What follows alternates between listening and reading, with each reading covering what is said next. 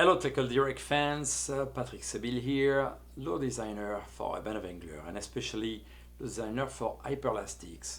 Hyperlastic is that brand of lure that are made with SofTough material. It's a kind of material that's long lasting, that's buoyant, and that allows me to have more complex inner shapes into my lures than the regular soft plastic allows. And thanks to that, it allows for easier and more sure way of rigging the bait. And that's especially important when you go to a bait that offers a great level of finesse action. And I'm talking about a bait that does really an extraordinary amount of finesse action and possibility and lifelike or a dying-like motion. And I'm talking about the DeadAlive. The DeadAlive is that little bit jointed bait coming in two options, basically just the regular injected color, and that's a floating topwater lure. You have also the Pro, which is painted, more accurate details and finish. Well, that guy came to my mind when I was thinking, well, I as an angler have been many hours and days and nights of my life on or nearby the water, and I always constantly have my eyes open. And not only I see the predator chasing, but also I see the behavior of the baits themselves. And when a number of companies bring some lure that they pretend mimic a dying bait fish, what you see is typically what they call dying bait fish is jerk action and pause. Well, I'm sorry, when I have the chance to see a dying bait fish and to focus on what's happening, I see a bait fish that's barely moving, stopping by, swimming a little bit again, maybe trying to dive a bit or going up or down. That is truly the dying motion. And in my mind, there was no bait that truly captured properly this kind of action. Well, that's what I did do, and hopefully I achieved when I worked on the DeadAlive. So the DeadAlive can be swimmed. So you can cast and retrieve them. The topwater, which have a wide gap unweighted hook, will swim absolutely beautifully close to the top. And the one same body but with a weighted wide gap hook, we need a little bit more speed to have the right action. And you just can use them like that and be very happy of their cast and retrieve swim bait action. Indeed. Now, if you start to go in something that's more erratic and really closer to what does a dying bait fish, that's where you will see the two models truly shining.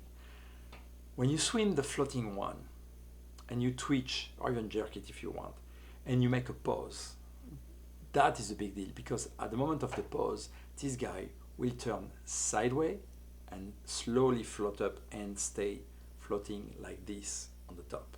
So swimming, twitching gently or harder if you want, and then making a pause and getting that guy floating back and staying like this. And now you can have just the rod tip vibrating a little bit. Say, for example, you land this thing a few feet from a lily pad, you swim it a little bit and you pose it next to the lily pad.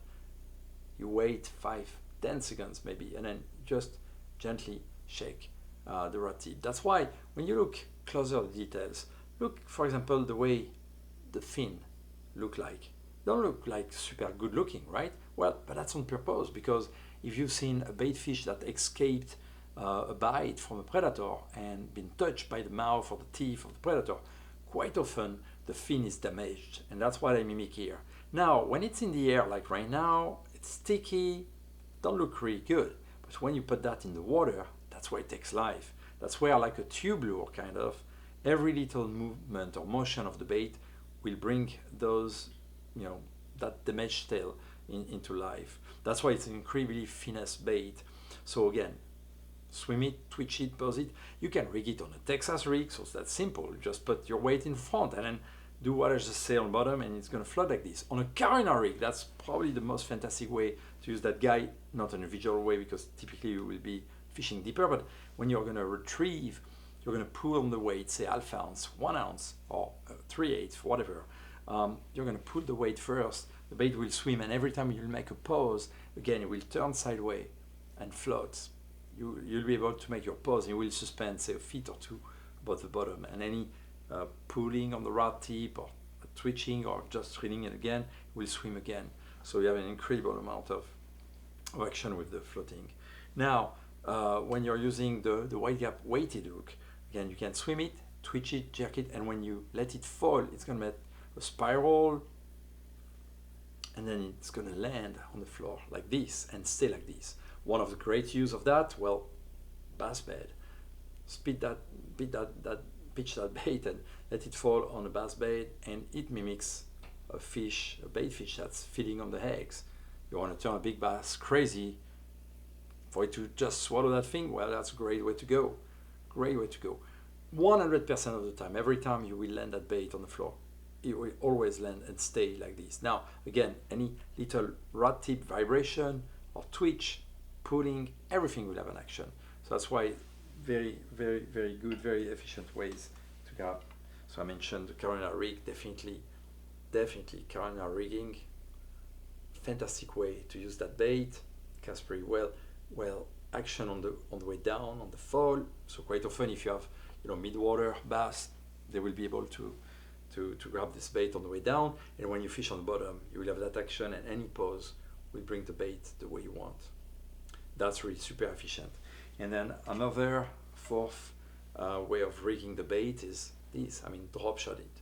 So again, here in the air, well, I just lay it down like this, but in fact, because it's buoyant in the water, with this rig, you'll be able to put the amount of weight you need, not simply to fish vertically, but also to make a long cast. Say you fish from a bank, and many of you guys are fishing from the banks, right? And I do as well.